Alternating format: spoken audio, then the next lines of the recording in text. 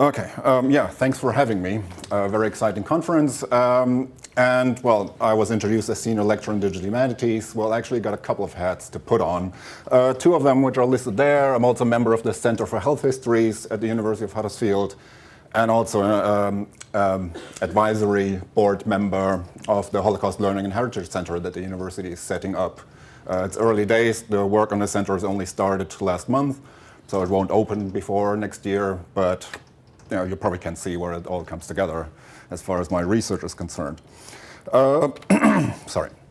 The paper today I'm giving is kind of a spin-off of my PhD work, which was, as he mentioned, on aviator equipment. So I looked at the cooperation of physiologists and engineers to develop things like breathing devices and pressure suits and so on, which then inevitably led me to the aeromedical experiments at Dachau concentration camp.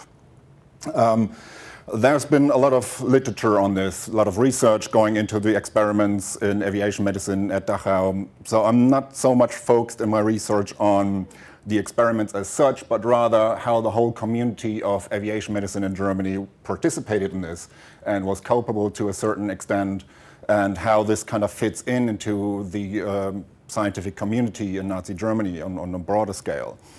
One of the, and that's kind of the focus of my paper today, one of the standard excuses, not only obviously in the doctor trials, but elsewhere as well, was that they only followed orders. So the concentration camp experiments in Dachau were done under the patronage of Heinrich Himmler himself.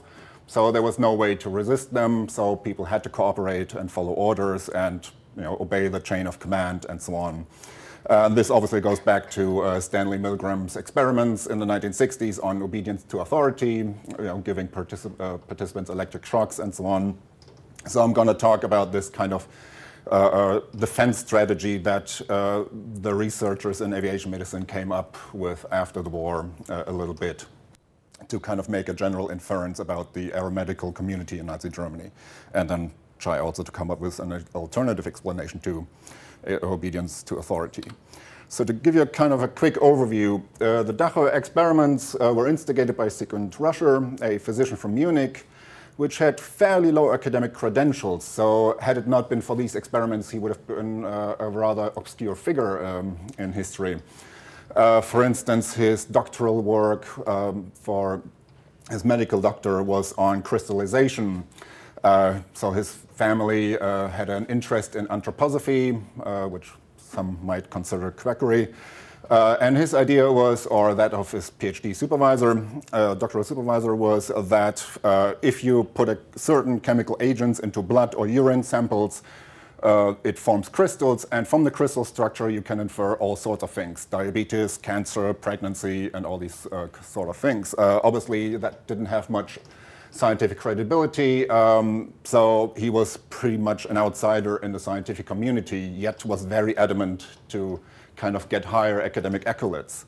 Again, he would have remained an obscure figure had it not been for his affiliation or later marriage to Caroline Diehl, an aging concert singer who was an old acquaintance of Heinrich Himmler, and therefore he now had personal contacts to Heinrich Himmler, was invited to dinner at Himmler's home in Munich, and so on. And so he got Himmler's ear in pursuing these kind of experiments. And already in 1939, this kind of showed fruits a little bit, in that he convinced Himmler to let him have blood samples from Dachau inmates and kind of continue his doctoral work. So using these chemical agents to see the crystal formation in blood samples to infer whether the patient has cancer or not. He then, in 1939, despite his SS membership, was drafted to be a flight surgeon in the Luftwaffe, upon which he had to go to seminars on aviation medicine. And there he got the idea to conduct the aeromedical experiments at Dachau, because he was convinced that there is some important information missing from the medical research because doctors could never witness the actual terminal stage of high altitude sickness. So the experiments up to this point were usually done on volunteers, or the scientists did them on themselves, and obviously they would stop before it would get dangerous. So Russia argued, well, to actually find a solution to this problem, to really understand what high altitude sickness is all about, we have to actually see and witness and record how people die from high altitude sickness.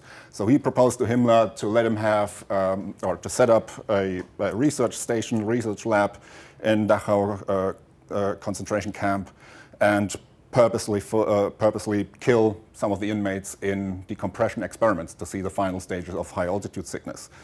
Similarly, then a year afterwards, he proposed hypothermia experiments, so cooling in water, so situation pilots get shot down over the North Sea in the Battle of Britain and so on, then have to stay in the cold water for hours before they're rescued by the German Navy. Or there was a special air rescue service done later. And also here he too argued, well, we can't really know how long they can survive and how long resuscitation is possible, at what point resuscitation is no longer possible. So we have to actually kill some people to see how far we can go with this. And these two experiments, the decompression experiments and hypothermia experiments, were a cooperation between the Luftwaffe and the SS Ahnenerbe, because as I mentioned, Russia was an medical officer in the Luftwaffe and so on.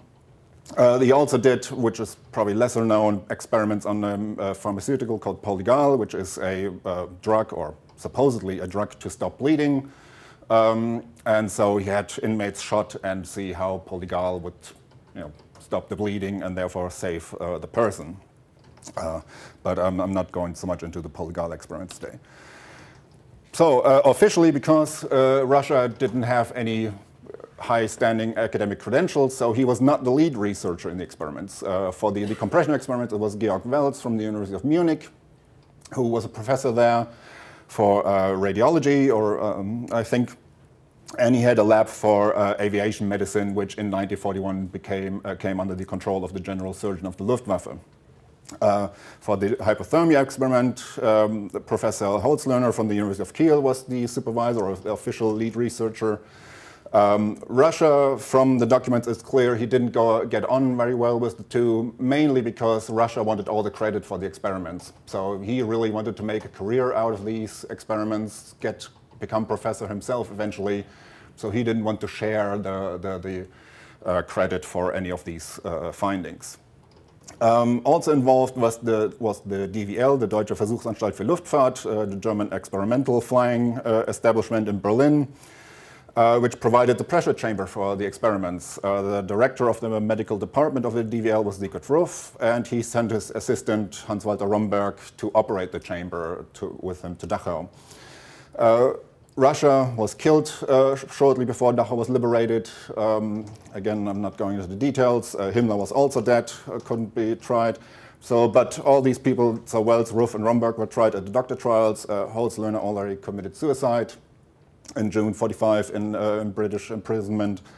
But these three were tried for these particular two experiments, the decompression and the hypothermia experiments. And their defense strategy was quite interesting. Here's a picture of the mobile decompression chamber from the DVL. Well, basically, the DVL had the chamber to test pilot candidates. There is a certain genetic disposition towards high-altitude sickness, so the symptoms of high-altitude sickness are more severe in some people than are in others. So part of the application process to become a pilot is to be tested in such a pressure chamber to see how well you stand the high-altitude conditions, or the simulated high-altitude conditions. And it was mobile because the DVL was responsible for the screening of pilot candidates for the Luftwaffe. And rather than having everyone come to Berlin to be tested, they drove around the country from airfield to airfield to test the candidates right there. So Russia, through Himmler and then through the Luftwaffe, requested to have this chamber at Dachau to do the experiments. In the hypothermia experiments, he built pools, had ice water in them, and then used Polish and Soviet prisoners of war to immerse the participants, the POWs, in it for hours and hours on end, put them in pilot gear, as you can see in this picture, to see how long they could survive with this gear in ice-cold water, and at what point resuscitation was no longer possible. So they had all sorts of measuring devices inserted into them to gauge their body temperature and so on. As I said, Siegfried Ruff, the medical boss of the DVL, was then tried at Nuremberg in the doctor trials. Here we see a picture of him with his lawyer. Interestingly enough, most doctors in the doctor trials were from the Luftwaffe, even though they were not necessarily tried for experiments that were directly related to aviation medicine. But as I mentioned, the defense strategy generally was for Ruff, Romberg, and Welz.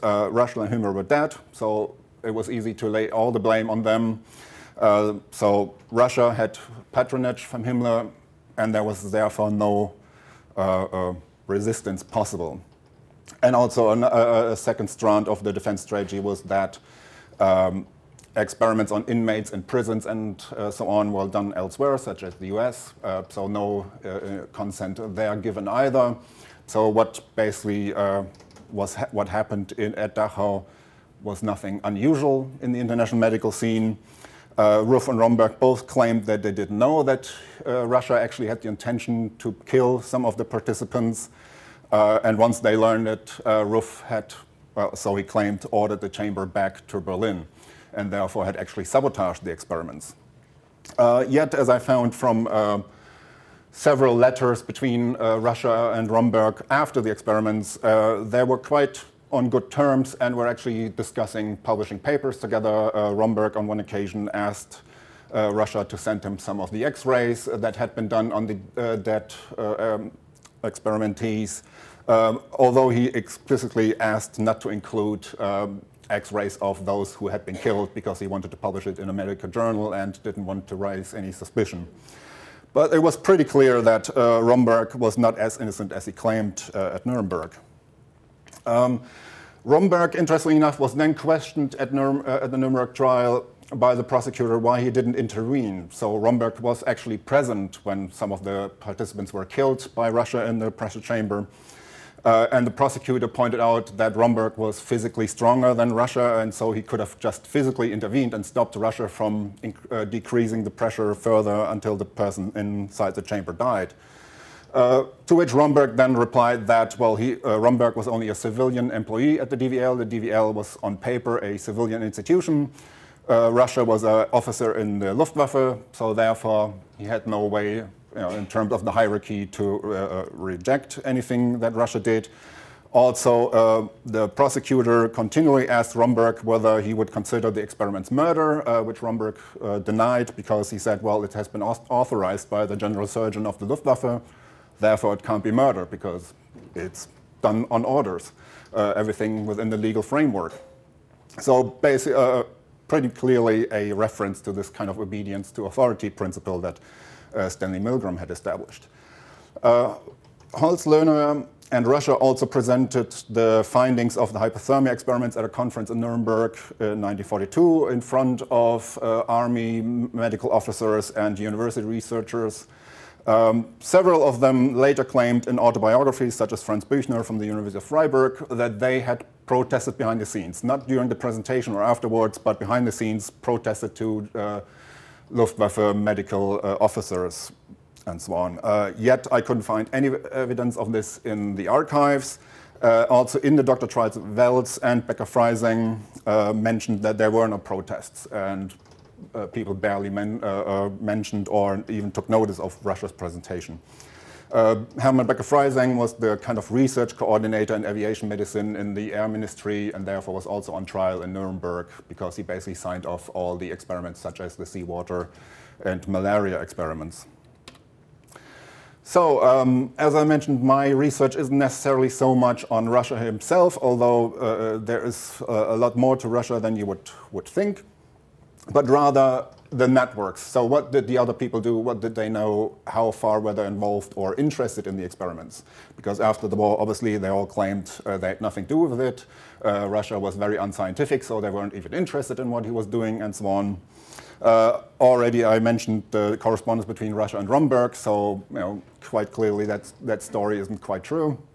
But I also found several correspondences with other researchers, such as Willem Pfannenstiel from the And he was Marburg, which obviously is not an unknown. He's mentioned in the Gerstein reports because he was the consultant of hygiene to the Waffen-SS and therefore visited several death camps. And among them a visit to Belzec, where he witnessed the gassing of Hungarian Jews, which is mentioned in the Gerstein report. 5 minutes, that's all right.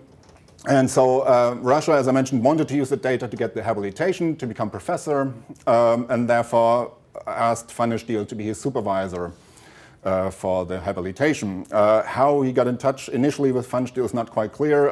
Russia had a good friend at the University of Marburg who was professor there for anthropology, and most of the correspondence was through that friend at the university. Also, Van der Stiel also did experiments at one point on crystals and their formation in blood, so maybe that's a link there.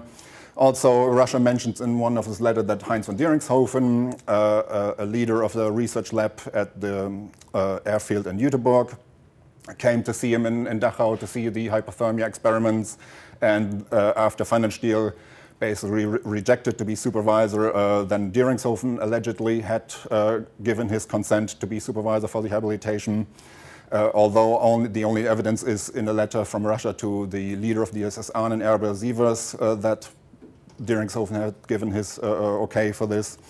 Also, there was brain tissue samples sent to the Kaiser Wilhelm Institute for Brain Research in Berlin to have them examined.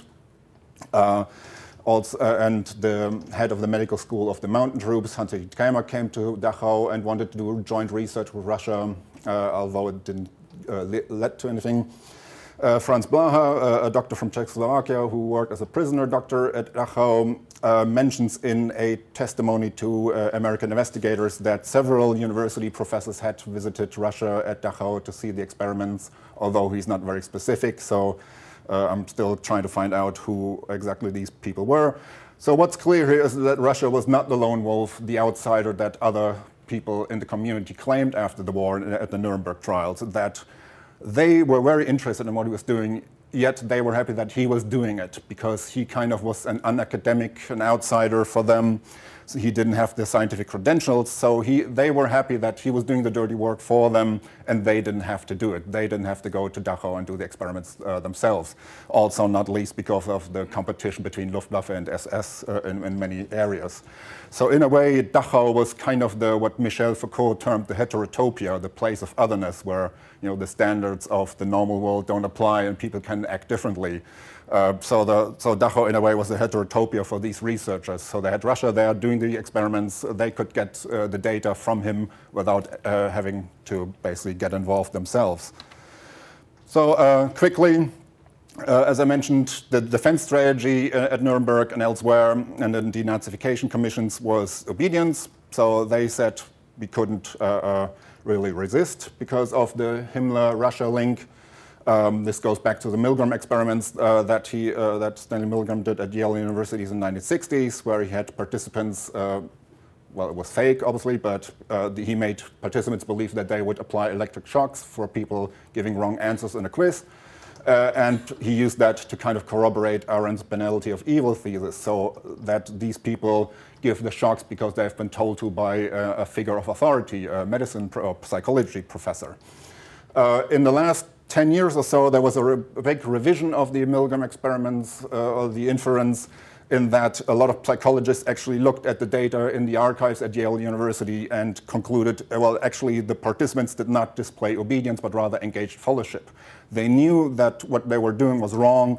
At the same time, they were happy to have participated because they helped scientific research in one of the most prestigious universities in the world, Yale University.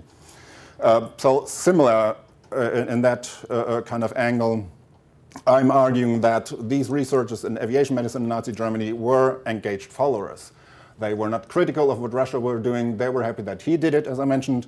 At the same time, they thought it's for a good cause. It may be wrong to kill your participants in experiments, but it is for a good cause to further and help the German war effort. And when I looked at their CVs, their biographies and so on, they all had a rather conservative nationalistic background. So even if they weren't subscribing Nazis, card-carrying Nazis, they still were very much in favor of Germany's war effort and that Germany should win the war. and therefore they were not simply obeying orders, they were actually kind of in line with the outcome of the research and the aim of the research. So to come to an end, so this whole notion of, and this has been proven time and time again in other contexts as well, that the only following orders is basically a defense strategy that the lawyers at the Nuremberg trial developed to basically get their clients off the hook. From my research, I couldn't find many really convinced Nazis among aviation medicine researchers, but a lot of them were opportunists, so some of them just wanted to get the data to further their own careers, such as Russell himself. But there were also a lot of nationalists, a lot of whom in the 1920s were members of Free Corps, so right-wing militias, and therefore had very nationalistic connotations and stances. Also, aviation itself in Weimar Germany was a very right-wing issue because of the restrictions of the Treaty of Versailles. So generally, the aviation scene in Weimar Germany was pretty right-wing and nationalistic, and a lot of these people who were involved in aviation medicine had a pilot license themselves. So there's a good reason to believe that they weren't too critical of Russia's experiments. Russia himself, as I said, is a very colorful figure. But his main drive, even though obviously he was a psychopath by doing these experiments, but in the larger picture, he at all costs wanted to become a professor, get the highest academic accolades, to kind of make his parents happy that he made something of himself, and so on. And so he hoped that if he takes these experiments to the extreme, that will get him extreme results that will make him stand out in the community, and therefore he will get his habilitation and become professor eventually. And the other researchers didn't really have a problem with that. It was more a thing of habitus. So Russia wasn't really, the way he talked, he presented, and so on, wasn't very academic, very scientific. So they saw him as a kind of social outsider. He didn't have much academic pedigree. His doctoral research was, well, ridiculous, to be honest with you. And so they just didn't want him to be part of their community, but they were very happy to participate in terms of getting the hands on the data. Just a quick outlook. So it's research in progress, so I apologize if it's still a bit rough around the edges. I've created a database with all the CVs and so on of everyone who ever published in aviation medicine in Nazi Germany. If I got the time, I can actually show you the website. Oh, just a minute or so. There's a big list of everyone who published, even people from other countries who published in Nazi Germany on aviation medicine. So during the Hitler-Stalin Pact, for instance, there was a neurologist from Kiev who published something in a German journal on aviation medicine, and so on. And basically what I'm doing there, and let's have a quick look at the entry for Russia. So I reconstructed their kind of CVs, so where they worked and when, in what function, their political affiliation, so was a member of the SS, SA, and so on, the source, and so on, and these kind of things. So thanks for listening. Thank you very much.